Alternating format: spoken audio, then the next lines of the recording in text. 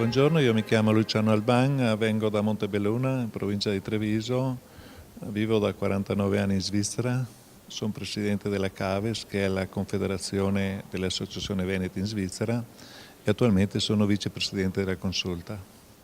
E la realtà dell'associazionismo veneto in Svizzera come si presenta?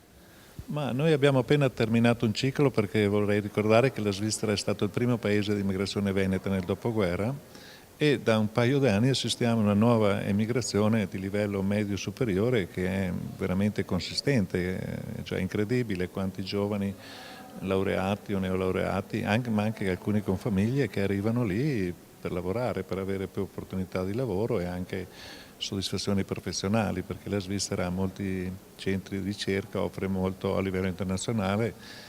Solo che questi parlano italiano e inglese e attualmente faremo un convegno sul bilinguismo, perché per inserirsi nella società bisogna cercare di padroneggiare la lingua locale, perché la Svizzera è sì un paese dove c'è 4 lingue, ma il grigionese e il grigione italiano è minimo, il Ticino ha 300.000, il 20% è svizzera francese, il 70% è tedesco, per cui la lingua diciamo più usata in Svizzera è il tedesco.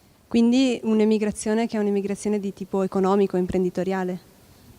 Senz'altro. Intanto c'è la vecchia emigrazione che fino al 90, al 2000 tendeva a rientrare, cioè una volta raggiunta la pensione il sogno era quello di rientrare in Italia. Attualmente vuoi perché hanno lì figli e nipoti, l'assistenza medica, la preoccupazione essenziale si sono fermati lì, per cui anche lì abbiamo ormai la terza generazione e il 60% della presenza italiana, presenza veneta in Svizzera, sono doppi cittadini e sono nati lì, per cui non si può neanche più parlare di emigrazione, ma di veneti in Svizzera. Però c'è questa nuova immigrazione dal Veneto, dall'Italia, che è veramente numerosa.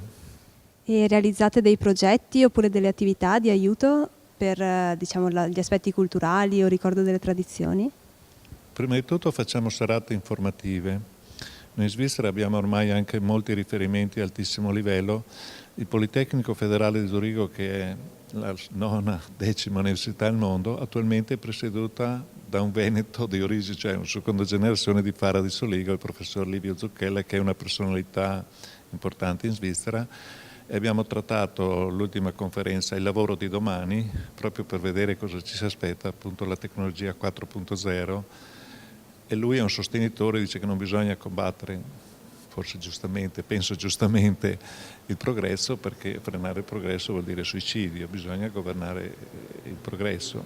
Contemporaneamente avevamo al convegno un professore anche padovano, di origine padovana, Sandro Catacin, che è sociologo, che diceva ma gli altri, cioè è stato veramente un confronto dove affrontava l'aspetto scientifico ma anche l'aspetto sociale, e era la sala strapiena di giovani, proprio sono quelle tematiche che interessa loro, dove sono confrontati giornalmente. Adesso abbiamo in programma il prossimo convegno sul plurilinguismo, proprio per venire incontro a quali che sono, dare anche informazioni quali sono le caratteristiche quando uno emigra, anche che deve tenere presente, deve tener conto. Esatto, e un commento a riguardo di questa consulta, quindi consulta 2017? Ma personalmente ho notato un miglioramento nelle relazioni. C'è un altro Veneto fuori dal Veneto, ma che veramente è una risorsa.